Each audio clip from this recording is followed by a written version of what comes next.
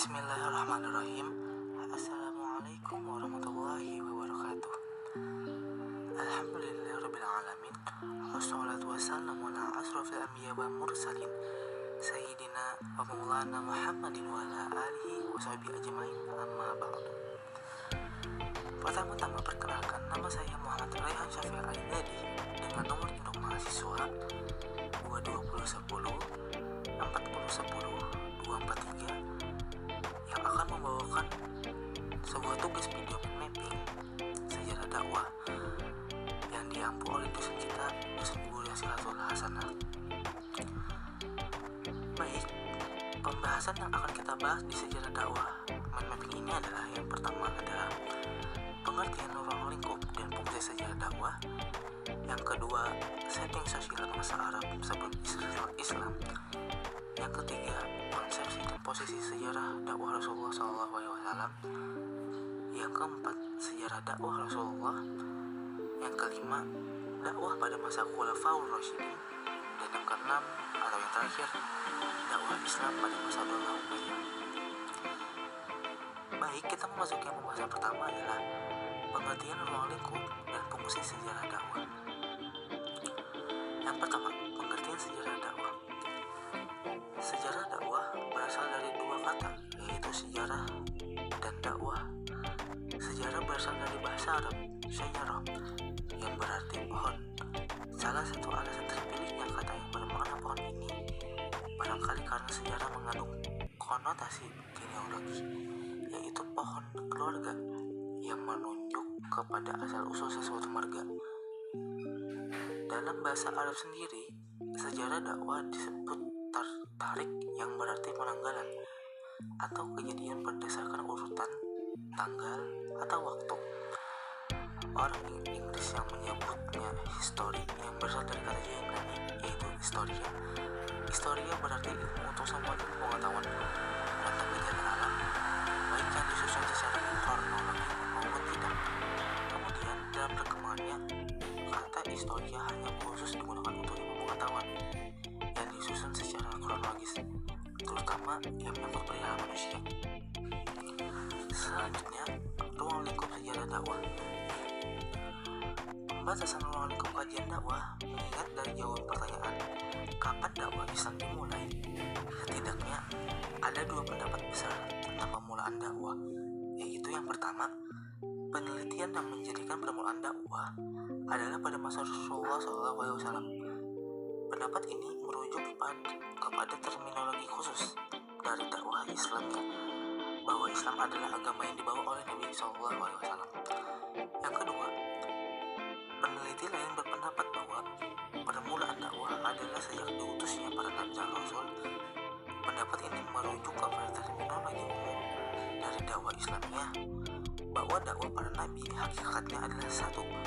Seluruh rasul telah menyampaikan Islam dalam arti yang luas. Sebenarnya pendapat di atas tidak berlawan kalau kita merujuk kepada salah satu dari dua makna Islam, yaitu makna umum dan makna khusus. Jika kata dakwah tidak dikaitkan dengan kata lain, maka sejarah dakwah yang dimaksud adalah umum, mencakup dakwah seluruh Rasulullah, dan dimulai sejak Rasul pertama diutus untuk manusia. Apabila kata dakwah dihubungkan dengan kata Islamnya menjadi dakwah Islamnya, maka yang dimaksud adalah sejarah dakwah yang dimulai sejak diutusnya Nabi Muhammad SAW. Selanjutnya, fungsi sejarah dakwah. Tentunya ada beberapa fungsi ketika kita mempelajari sejarah dakwah. Antara lain, yang pertama adalah untuk mengetahui bagaimana strategi perjuangan para rasul dan kegigihan mereka dalam menyebarkan dakwah tauhid. Yang kedua, mengidentifikasi penyakit umum setiap zaman dan bagaimana mencari jalan keluar dari penyakit tersebut. Yang ketiga, menentukan sikap dalam berdakwah dalam bercermin dari sejarah yang benar. Yang keempat, mengetahui faktor kemajuan dan kemunduran dakwah dari masa ke masa. Yang kelima, untuk menumpuk semangat perjuangan para dai. Yang keenam, mengetahui sejauh mana dakwah Islam telah mempengaruhi dan merambat jalan sejarah atau telah berhasil menciptakan realitas sosio-kultural baru. Dan yang terakhir, apa yang bakal terjadi dengan peran Islam di masa mendatang dalam rangka menanamkan kehidupan masyarakat baru. Selanjutnya, tentang sejarah dakwah pada masa dalam Al-Quran banyak sekali dibuat kisah yang penuh ibrah. Setelah menceritakan kisah Nabi Yusuf, Allah Subhanahu wa Ta'ala berfirman, sesungguhnya pada kisah-kisah mereka itu terdapat pengajaran bagi orang-orang yang mempunyai akal. Al-Quran itu bukanlah cerita yang dibuat-buat, akan tetapi membenarkan kitab-kitab yang sebelumnya dan menjelaskan segala sesuatu dan sebagai petunjuk dari dan rahmat bagi kaum yang beriman. Quran Surah Yusuf ayat 111. Sejarah dalam Al-Quran adalah sejarah yang mengungkapkan tentang siklus kehidupan dan sunatullah yang tidak pernah berubah. Al-Quran selalu mengungkap pertarungan antara hak dan batil, yang pada akhirnya kemenangan yang lebih dihadirkan dengan kesuksesan meraih sesuatu yang dicita-citakan di dunia.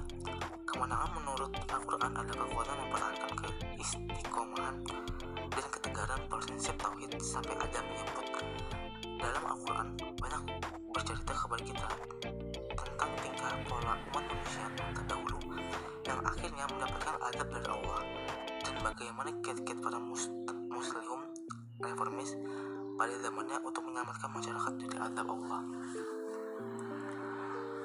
Memasuki pembahasan yang kedua adalah setting sosial bangsa Arab sebelum Islam. A. Kehidupan masyarakat Arab pra-Islam. Kehidupan masyarakat Arab pada masa pra-Islam dikenal dengan sebutan zaman jahiliyah. Zaman jahiliyah adalah zaman kebodohan atau kegelapan terhadap kebenaran. Tatanan sosial dua akhlak tidak berjalan semestinya. Yang kuat senantiasa menjadi sang lemah, kaum wanita yang menjadi sasaran tindak kejahatan, dan masih banyak lagi pelanggaran-pelanggaran yang terjadi pada masa itu. Kehidupan mereka belum teratur seperti sekarang. Pada waktu itu, kehidupan mereka sangat keras, hidup bersuku-suku dan suka berperang. Masyarakat Arab kehilangan kendali, tidak ada panutan yang dapat menuntun ke arah kebaikan. Yang ada hanyalah kehidupan jahiliyah. Perilaku masyarakat senantiasa bertentangan dengan nilai-nilai kebaikan dan tidak ada yang menyembah Allah Subhanahu wa Ta'ala. Mereka tidak mengenal kemanusiaan dan hidup tanpa dasar keimanan. Kaum wanita dipandang makhluk yang lemah dan hidup tertindas di bawah kekuasaan kaum pria. Bahkan bila lahir wanita maka akan kubur hidup-hidup. Mereka menyembah berhala dan kalau sudah jemu atau bosan, berhala pun diperjualbelikan. Menurut mereka, sikap kejujuran adalah merupakan suatu keanehan bagi mereka, sedangkan kemunafikan menjadi hal yang biasa. Dan perzinahan, minum-minum keras, berfoya-foya merupakan suatu kesenangan bagi orang-orang jahiliyah. Mencuri dan merampok merupakan bagian dari kehidupan mereka. Bagi mereka, yang penting adalah hidup untuk makan, sekalipun harus mengorbankan orang lain. Peradaban mereka sendiri tidak berkembang hidup dalam kebodohan. Keadaan semacam itu dapat diselamatkan dengan lahir dan tumbuhnya agama Islam di Jazirah Arab. Yang B. Kondisi politik. Secara global tektorial, Arab merupakan negeri yang terletak di semenanjung Arab yang dikelilingi 3 lautan, yaitu Laut Merah di barat, Samudra Hindia di selatan, dan Laut Persia di sebelah timur. Letak geografis ini berdampak sedikit pembibitan pada kondisi sosial bangsa Arab. Negeri Yaman misalnya diperintahkan oleh berbagai macam suku, dan pemerintahan yang terbesar adalah pemerintahan Tababiyah dan kabilah Himyar di bagian timur Irak, dan kawasan Hira hingga Irak yang ada hanya daerah kecil yang tunduk kepada kekuasaan Persia. Hingga datangnya Islam, raja-raja Munawwarah sama sekali tidak berdiri sendiri dan tidak merdeka, tetapi tunduk secara politis di bawah kekuasaan Raja Persia. Bagian utara Jazirah Arab sama dengan bagian timur, karena di daerah itu tidak ada pemerintahan bangsa Arab yang murni dan merdeka. Semua raja di sini tunduk di bawah kekuasaan Romawi. Raja-raja ke sana semuanya serupa dengan raja timur itu. Sementara itu, di tengah-tengah Jazirah Arab, di mana terdapat tanah suci Makkah dan sekitarnya, kaum Adnaniyin menjadi penguasa yang independen, tidak dikuasai oleh Romawi, Persia maupun Habasyah. Allah telah melihat kehormatan tanah dan penduduk di sana. Bahkan sejak masa imperialisme Barat yang menjadi dunia Islam, tak ada yang bisa menguasai negeri suci ini karena Allah menjaga kesuciannya. Yang C. Kondisi ekonomi. Pada bangsa Arab secara umum tidak bermakna apa-apa kecuali negeri-negeri yang ada di area Yaman. Yaman adalah negeri yang subur, khususnya di sekitar Bendungan Ma'rib, di mana pertanian maju secara pesat dan menakjubkan. Di masa itu juga telah berkembang industri seperti industri ikan katun dan persenjataan berupa pedang, tombak, dan baju besi. Akan tetapi mereka tidak bersyukur dan justru berpaling dari ketaatan kepada Allah Subhanahu wa Ta'ala. Karena kekufuran itu, Allah pun menghancurkan Bendungan Ma'rib itu. Sementara itu, mayoritas kabilah Adnan tinggal di tengah gunung pasir dengan rumput yang sedikit. Untuk menggembala domba, mereka hidup dari susu dan dagingnya. Sedangkan kaum Quraisy yang tinggal di tanah suci mengandalkan para kaum Yamannya dari pedagang pada musim dingin. Mereka berduyun ke Yaman untuk berdagang, dan ketika musim panas mereka memilih Syam sebagai tujuan perdagangannya. Orang-orang Quraisy ini hidup dalam kemakmuran, berbeda dengan kabilah-kabilah lainnya yang rata-rata hidup susah dan berdagang. Selanjutnya, kondisi sosial. Fase kehidupan bangsa Arab tanpa bimbingan wahyu ilahi dan hidayah sangatlah panjang. Oleh sebab itu, di antara mereka banyak ditemukan tradisi yang sangat buruk. Berikut ini adalah contoh tradisi buruk masyarakat Arab jahiliyah. Yang pertama, perjudian atau maisiri. Ini merupakan kebiasaan buruk di daerah perkotaan di daerah jahiliyah Arab seperti Mekah, Taif,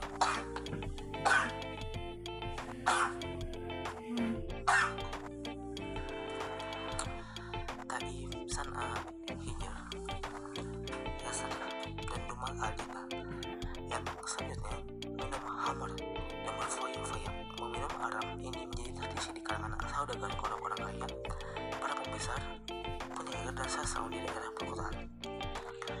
Dan yang terakhir, nikah istibda, yaitu jika istri telah suci dari haidnya, sang suami mencarikan untuk laki dari kalangan terkemuka keturunan baik dan kedudukan tinggi untuk menggaulnya dan lain-lain. Dan yang terakhir adalah kondisi agama. Bangsa Arab umumnya mempunyai kedua perasaan tersebut. Perasaan pertama lah yang menolak bangsa Arab mengabdi kepada Allah dan mengakui jualah yang menjadikan langit dan bumi, memberikan rezeki dan sebagainya. Sedangkan perasaan kedua yang mendorong mereka menyembah berhala, karena awalnya mereka menganggap bahwa berhala adalah alat untuk menyembah dan mendekatkan diri kepada Allah. Namun pada akhirnya mereka meyakini bahwa dalam berhala-hala itu memiliki kekuatan tersendiri. Kemusyrikan di tengah bangsa Arab Musyribah bermula ketika mereka keluar mencari rezeki. Jika di antara penduduk di sekitar Makkah ada yang hendak berpergi ke daerah lain, mereka membawa beberapa batu yang ada di dekat Ka'bah dengan tujuan sebagai kenang-kenangan bagi tanah airnya, dan sebagai pengganti Ka'bah tujuan sebagai kenang-kenangan bagi tanah airnya, dan sebagai pengganti Ka'bah tujuan yang tidak dapat dibawa kemana. Semenjak itulah orang jahiliyah menghormati dan mengagungkan batu. Keadaan ini berlangsung beberapa abad lamanya dan turun-temurun sehingga cucunya yang kemudian tidak mengenal lagi asal muasal penghormatan dan penyembahan batu itu. Masuk pembahasan ketiga, yaitu konsepsi posisi sejarah dakwah Rasulullah SAW. Sejarah dakwah Rasulullah SAW. Kehidupan Rasulullah SAW. Kehidupan Rasulullah adalah kehidupan dakwah. Beliau mengemban dakwah Islam kepada seluruh umat secara kaprah, menyeluruh serta berjuang menghadapi segala macam bentuk pemikiran kufur dan kehidupan jahiliyah. Rasulullah SAW mampu mengubah dunia, bukan hanya mengubah individu. Bahkan Rasulullah SAW mampu mengubah peradaban yang zalim kepada cahaya Islam. Rasulullah SAW berhasil mengubah individu menjadi muslim berkebudayaan Islam yang pola pikir dan pola sikapnya disandarkan kepada Islam, yang rela memberikan seluruh apa yang dimiliki, termasuk harta dan jiwa mereka untuk Islam dan kaum muslimin. Dakwah yang dilakukan Rasulullah adalah dakwah pemikiran tanpa kekerasan. Rasulullah membangun kesadaran umat terhadap Islam dan membangun opini Islam di tengah masyarakat, sehingga kita sangat mengancam generasi dan melakukan dakwah melalui aksi kekerasan fisik hingga melakukan aksi pembohongan. Tahapan dakwah Rasulullah SAW. Ada 3 tahapan Rasulullah SAW, yaitu yang pertama, 1. Tahapan pembinaan dan pengkaderan atau tahapan taksib. Tahapan ini dimulai sejak Rasulullah SAW diutus menjadi Rasul. Pada tahap ini, Rasulullah SAW melakukan pembinaan para kader dan membuat angkat tubuh gerakan atau dakwah jamaah. Ketika turun firman Allah SWT dalam surat Al-Mudaththir yang artinya, hai orang yang beriman, bangunlah dan berikan peringatan. Quran surah Al-Mudaththir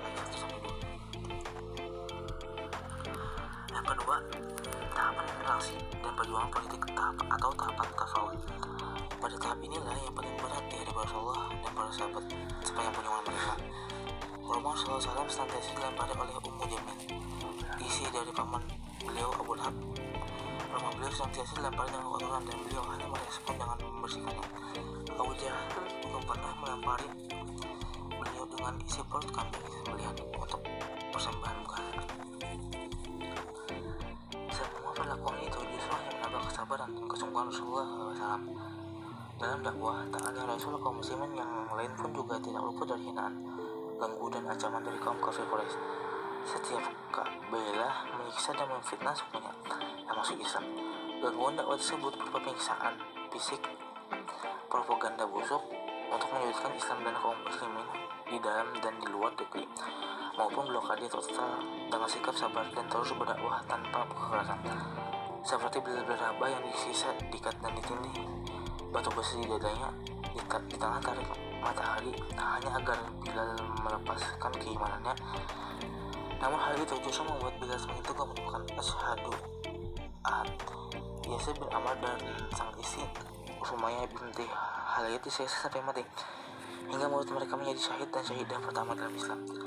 Tatkala Rasul mengetahui pembatasan yang dilakukan kepada keluarga Yasir tidak membuat beliau menggerakkan kaum muslimin untuk melakukan perlawanan fisik terhadap kafir Quraisy. Yang ketiga, tahapan penerimaan kekuasaan dan penolakan umum atau tahap istilahah. Metode ini muncul secara individual, yaitu antara dai dan mad'u saling berhadapan secara langsung, dan materi yang diteruskan langsung diterima, dan biasanya reaksi yang ditimbulkan adalah oleh mad'u langsung diketahui. Metode ini pernah dilakukan pada zaman Rasulullah SAW ketika berdakwah secara rahasia. Meskipun demikian, tidak menutup kemungkinan di zaman era modern seperti sekarang ini perlu mengungkapkan pendapat personal, karena mad'u memiliki karakteristik yang beragam, dan disinilah letak fleksibilitas dakwah. Metode dakwah adalah ilmu tentang cara menyampaikan dan cara menghilangkan halangan yang merintangi sampai tujuan dakwah, agar tujuan dakwah yang telah ditetapkan Rasulullah SAW tersebut tidak bergeser. Beliau mengambil langkah-langkah gemilang yang tercatat dalam sejarah sebagai manusia yang paling berhasil menyiapkan kajiannya. Beliau mengambil langkah bertahap dalam pencapaian dakwah. Pendekatan personal dilakukan Nabi sejak turunnya wahyu pertama kepada orang-orang yang terdekatnya secara rahasia. Pendekatan medali dilakukan agar tidak menimbulkan kehujanan tersebut di kalangan masyarakat Quraisy, mengingat pada saat itu mereka masih berpegang teguh pada pendidikan hak Indonesia warisnya keluarga mereka. Dakwah dengan metode ini berlangsung selama 3 tahun, dan diantara yang beriman adalah Ali bin Abi Thalib, Ali bin Abi Thalib, Zaid bin Harisah, Abu Bakar As-Siddiq, Utsman bin Affan, Zubair bin Al-Arqam dan sebagainya. Lebih lengkapnya. Yang B, metode dakwah Rasulullah SAW. Metode dakwah Rasulullah SAW menurut wahyu ilahi dapat diaplikasikan dalam 6 metode, yaitu A. Metode personal. Orang inilah yang merupakan pelopor Islam di Indonesia pertama. Mereka melakukan sholat dan selalu memandangkan apa yang diinginkan Rasulullah SAW.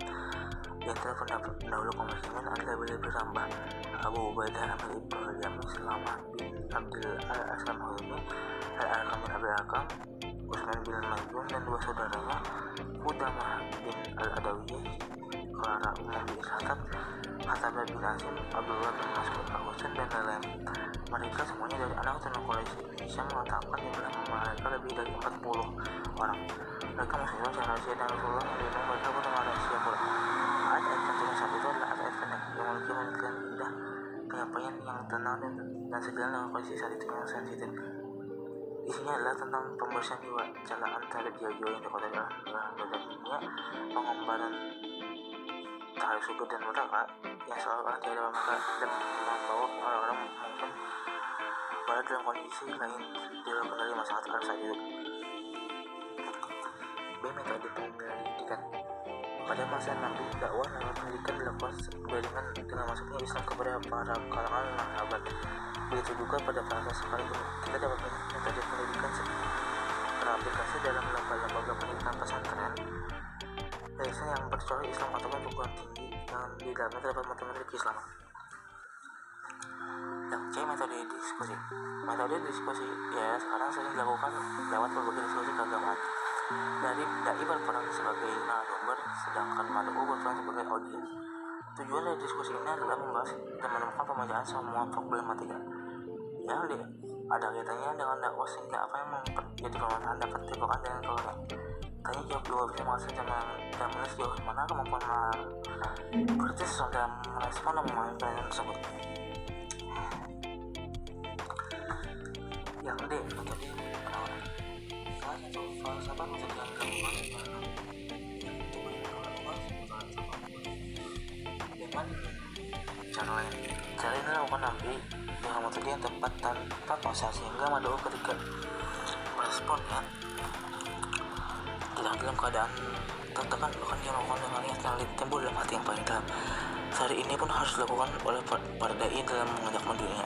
Sementara kalimat-kalimat yang beliau katakan kepada mereka sambil mengajak mereka untuk beriman kepada Allah SWT tanpa menyekutukannya. Beliau juga melakukan diri beliau untuk diberi jaminan keamanan dari mereka. Sebagai sebab tanpa adanya stabilitas keamanan, perjalanan dakwah tidak akan mencapai hasil maksimal. Yang metode misi. Metode dari metode misi adalah pengiriman tenaga para dai ke daerah dari luar negeri tempat domisili. Kita bisa mencermati untuk masa sekarang ini ada banyak organisasi yang di bidang dakwah mengirim dai mereka untuk disebarluaskan ke daerah yang minim pendainya. Dan di samping itu, daerah yang menjadi tujuan adalah biasanya kurang memahami ajaran Islam yang prinsipil. Metode misi, Rasulullah juga kerap melakukan penguatan para sahabat dan proses pembelajaran para sahabat yang dianggapnya sebagai metode strategi untuk memberi pengajaran kepada mereka yang belum tahu. Pendekatan misi ini pernah diantis Nabi di Makkah, tapi belum berhasil, kemudian dikembangkan di Madinah dengan hasil yang maksimal. Yang F, metode korespondensi. Dalam proses menyampaikan dakwah, terdapat berbagai macam metode yang digunakan. Satu dan lainnya ialah metode korespondensi.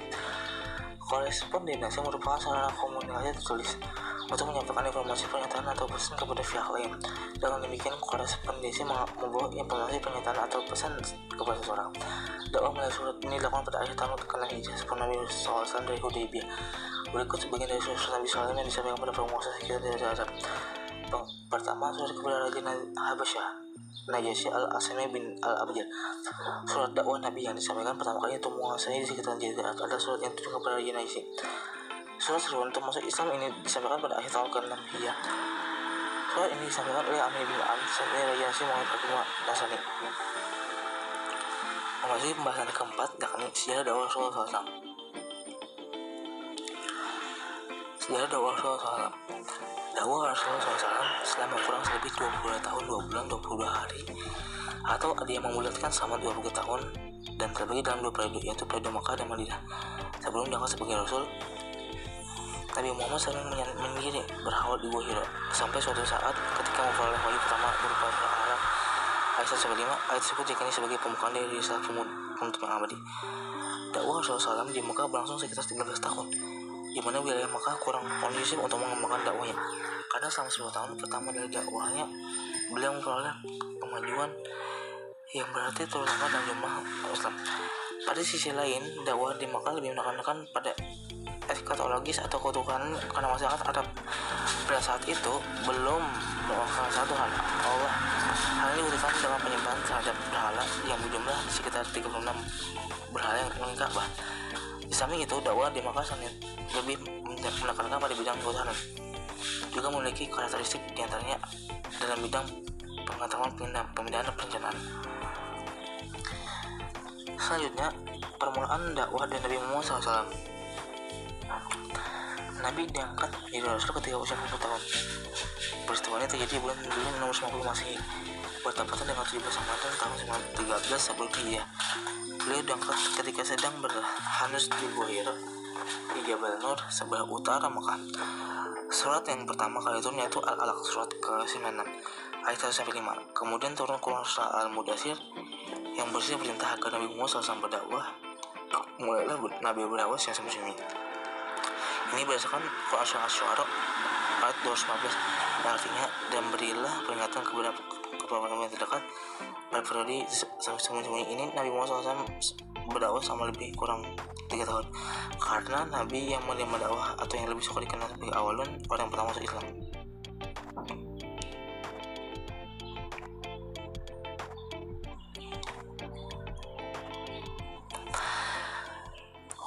Selanjutnya, Rasulullah berdakwah di Mekah. Selama 13 tahun berdakwah di Mekah, beliau menerima wahyu secara berlangsung. Surat-surat yang diturunkan di Mekah disebut surat Makkiyah yang meliputi lafaz contohnya seperti surat Al-Fatihah, Al-Kahfi, Maryam, dan lain-lain. Rasulullah SAW berdakwah secara diam-diam selama 3 tahun. Nabi Muhammad SAW dakwah atau berdakwah selama mulai dari tahun pertama dan kenabian hingga turun surah Al-Hijr ayat yang ke-94, karena surah Al-Hijr ayat ke-9 mengandung perintah atau agar Nabi Muhammad SAW melakukan dakwah secara terang. Setelah kota bertambah, akhirnya Nabi Muhammad SAW memulai dakwah secara terbuka setelah menawahi surat Al-Hijr ayat 94 yang artinya, maka sampaikanlah olehmu secara terang-terangan segala apa yang diperintahkan kepadamu dan berpalinglah dari orang-orang yang musyrik. Selanjutnya, dakwah dan Nabi Muhammad SAW di Madinah. Rasulullah SAW kemudian mendapat perintah untuk hijrah dari Mekah ke Madinah. Beliau tiba di Madinah pada 12 Rabiul Awal menurut buku pendidikan di agama Islam yang disusun oleh Bahrul Ilmi. Setidaknya ada 4 substansi dakwah pada Islam Madinah. Keempatnya adalah pembinaan akidah, ibadah, dan muamalah kaum muslim, pembinaan uang atau persaudaraan untuk menyatukan kaum muslimin, pembinaan kadar-kadar perjuangan untuk mempertahankan wilayah dakwah dan memetakan pertahanan dan sosial untuk menjaga stabilitas Madinah. Faktor penyebab hijrah. Ada beberapa faktor yang menjadi pemicu untuk melakukan hijrah. Yang pertama, karena ada siksaan dan tekanan dari kaum Quraisy. Begitu Rasulullah SAW melakukan dakwah secara terbuka, berbagai ancaman mulai diarahkan kepada beliau SAW dan orang beriman yang mengikutinya. Oleh karena itu Rasulullah SAW senantiasa berikut mencari perlindungan dari Mekah, sehingga terjadilah hijrah Nabi kaum muslim ke Mekah, Habasyah, Taif, dan kemudian ke Madinah. Kedua, adanya kekuatan yang akan membantu dan mendakwah, sehingga kemudian Rasulullah SAW berdakwah dengan berusaha sebagaimana tertuang dalam Nas al-Baitul Aqabah. Kedua, yaitu kaum Ansar berjanji akan melindungi Rasulullah SAW sebagai anak istri mereka.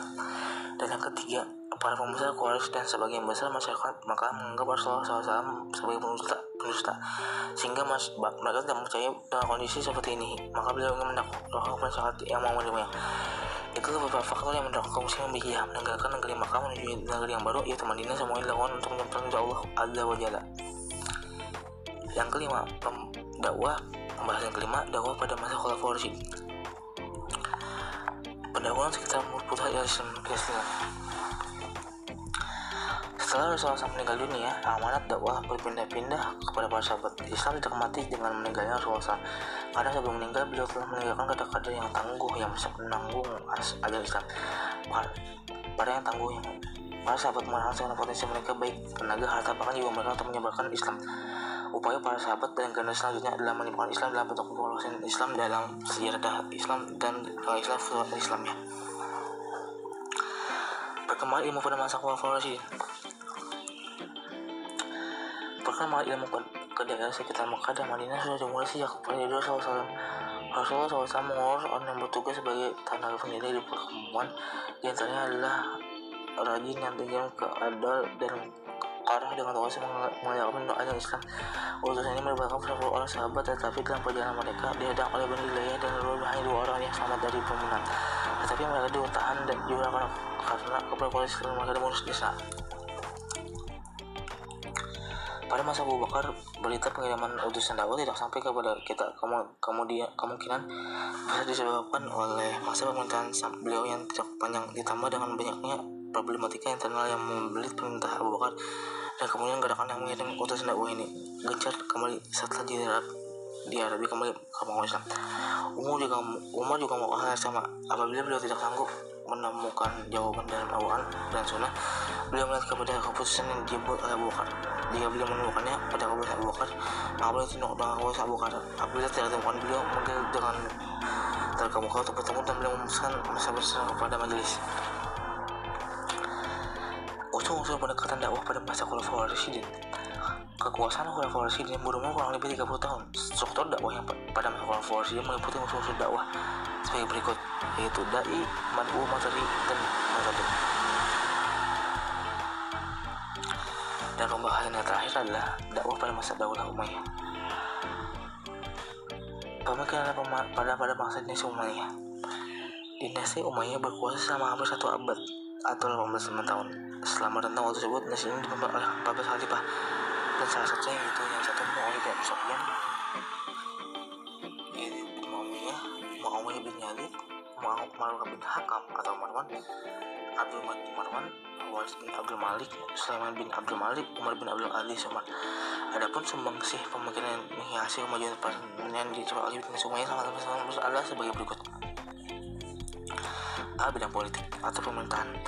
Bani Umayyah menyusun tata pemerintahan yang baru untuk memenuhi tuntutan perkembangan wilayah dan administrasi kenegaraan yang semakin kompleks. Salah satunya adalah dalam mengangkat manusia sebagai pemimpin khalifah dan beberapa orang alkitab sekretaris untuk membantu mereka menjalankan tugasnya. Alkitab ini meliputi A. Al-Khatib Al-Rasail, sekretaris yang bertugas menyelenggarakan administrasi dan surat murid dengan pejabat daerah. Yang B. Hatib Al-Haraj, sekretaris yang bertugas mengelola penerimaan dan pengeluaran negara. Yang C. Hatib Al-Yundi, sekretaris yang bertugas mengatur hal-hal berkaitan dengan kesehatan militer. Yang D. Hatib Al-Qudat, sekretaris yang bertugas mengaturkan tertib hukum melalui berbagai peradilan dan hakim setempat. B. Bidang keagamaan. Pada pemerintahan di sini terbuka peluang untuk perkembangan berbagai aliran yang tumbuh di kalangan masyarakat, meskipun aliran tersebut dikendalikan oleh penguasa waktu. Aliran tersebut adalah Syekh, Al-Had, Mu'tazilah, dan yang lain. Yang C. Bidang ekonomi. Dengan meluasnya wilayah kekuasaan dinasti Umayyah, maka perdagangan juga semakin meluas. Praktik perdagangan merambah sampai ke daerah Tiongkok dengan barang-barang meluas ke belahan negara timur dengan rempah-rempah, bumbu kasori, permata logam. Perdagangan yang ramai dengan ramainya dengan mendorong kemampuan masyarakat di sekitar industri. Sektor itu juga menetapkan kebijakan fiskal, yaitu dengan kewajiban kepada orang Islam dan non Muslim yang mempunyai tanah untuk membayar pajak, sedangkan pajak per individu tak berlaku pada orang Muslim, namun berlaku bagi orang dhimmi. Mereka asalkan membayar pajak tanah dan pajak per jiwa. D. Bidang ilmu bangunan atau arsitektur. Dinasti Umayyah mencatat suatu pencapaian yang bernilai seni budaya. Di Yerusalem sebagai monumen terbaik yang hingga sekarang dikagumi orang. Bangunan masjid dan gedung-gedung sipil yang arsitekturnya berpaduan Persia, Romawi, dan Arab. Misalnya Muawiyah membangun istana hijau dengan dimyata pada tahun 70 Masehi. Walid membangun masjid Damaskus yang diarsiteki oleh Abu Ubaidah bin Jarrah. B. Bidang sosial. Khalifah Abdul Malik dan Al-Walid bin Al-Malik membangun panti-panti untuk orang cacat, serta membangun dan jalan yang mengagumkan suatu daerah dengan daerah lainnya. Apalagi gedung-gedung dan pemerintahan masjid yang megah semua pegawai yang terlibat dalam berkaitan oleh negara. Bidang militer. Pada masa dinasti Bani Umayyah, organisasi militer terdiri dari angkatan darat, angkatan laut, dan kepolisian. Organisasi militer ini ditujukan untuk menjaga keamanan dan stabilitas seluruh wilayah instansi tersebut yang sudah semakin berkembang. Yang G. Bidang pendidikan. Pada periode dinasti Bani Umayyah terdapat dua jenis pendidikan yang berbeda sistem programnya, yaitu pendidikan khusus dan pendidikan umum. Pendidikan khusus adalah pendidikan yang ditekankan dan diberikan bagi anak-anak khalifah dan anak-anak atasnya. Kurikulumnya bertujuan untuk memperoleh keterampilan untuk mengambilkan pengetahuan atau hal-hal yang berkaitan dengan kebenaran dan kebutuhan pemerintahan. Tujuan dari kedua pendidikan tersebut diperoleh kesimpulan bahwa yang pertama bertujuan untuk memperoleh ilmu pengetahuan dan hakikat kebenaran berdasarkan keyakinan agama. Adanya perbedaan tujuan pendidikan mendorong adanya perbedaan pandangan hidup, yakni menghasilkan pemimpin formal yang didukung oleh jabatan kewarganegaraan yang berkompeten, sedangkan yang kedua menghasilkan kepemimpinan formal yang dilatar dapat didatangi oleh karisma dan ilmu pengetahuan. Kebijakan Umar bin Abdul Aziz dalam pengembangan pemimpinan peradab. Konsep dasar kebijakan pemerintah Umar bin Abdul Aziz dapat dilihat pada pidato pertamanya sehari setelah ia dilantik sebagai khalifah, yang ialah, sesungguhnya aku berperan kepada kalian agar selalu bertawakal kepada Allah SWT dalam hidup dan kehidupan, serta meninggalkan segala sesuatu yang menjauhkan kalian dari ketakwaan kepadanya. Perbanyaklah mengingat kematian, karena ia merupakan pemutus segala kenikmatan duniawi. Maka persiapkanlah diri untuk menghadapi kematian dengan sebaik-baiknya. Sesungguhnya kesesatan dan kehancuran umat ini bukan pada perbedaan dalam kemacetan dan besar. Maka sesungguhnya aku tidak akan memberikan dengan sia-sia kepada seseorang, dan tidak akan menahannya dengan dari seseorang jika memang tidak berhak mendapatkannya. Berdasarkan keterangan di samping dapat disimpulkan bahwa yang menjadi dasar umat dalam memerintah adalah mendapatkan ketaatan dan ketakwaan kepada Allah sebagai manusia dasar. Dan utama membangun pemerintahan. Adapun hal yang berkaitan dengan kebijakan Khalifah Umar bin Abdul Aziz adalah sebagai berikut. Yang sumber hukum kebijakan Umar bin Abdul Aziz, yang kebijakan keuangan Umar bin Abdul Aziz, yang cek pembenahan keuangan negara, yang kebijakan di bidang politik dan pemerintahan, dan yang kebijakan di bidang ilmu pengetahuan. Analisis terhadap kebijakan Khalifah Umar bin Abdul Aziz melalui teori double mafhum. Secara konseptual, yang digunakan oleh Umar bin Abdul Aziz sebagai fondasi pemerintahan adalah menjadikan ketaatan dan ketakwaan kepada Allah yang menunjuk pada umat. Dan as-sunnah keputusan Abu Bakar dan Umar bin Khattab juga ijma ulama. Hal itu dituangkan dalam beberapa kebijakan yang beliau buat selama menjabat sebagai khalifah, seperti bidang keuangan, negara politik, dan pemerintahan dan ilmu pengetahuan. Karena kita cermati sejarah historis, beberapa kebijakan yang dikeluarkan Umar bin Khattab sudah sangat tepat pada masa itu. Karena tidak sedikit dari aslinya mengapresiasi dan mengaku konsep dalam melawan revolusi dan reformasi. Birokrasi untuk mengarah kepada kesamaan hak dan kewajiban persatuan, kemakmuran humanitas, dan sistem pemerintahan yang baik, yang sehat. Pada era sekarang dan yang akan datang, kebijakan Umar bin Abdul Aziz sangat tetap relevan dan cocok untuk diterapkan karena bersumber kepada Al-Quran dan hadis yang sesuai pengamalan dan pengembangan teman, apalagi dengan munculnya isu-isu global dan realistis terjadi pada sekarang, seperti hak asasi manusia, perdagangan manusia, korupsi, nepotisme, dan yang lainnya. Dengan melakukan pendekatan Umar bin Abdul Aziz ini, ada kemungkinan akan dapat menjawab pada masalah atau dapat diterima sebagai pemecahan masalah terhadap permasalahan negara dan dunia semakin kompleks. Mungkin hanya isi yang dapat saya sampaikan. Kurang lebihnya mohon maaf. Wassalamualaikum warahmatullahi wabarakatuh.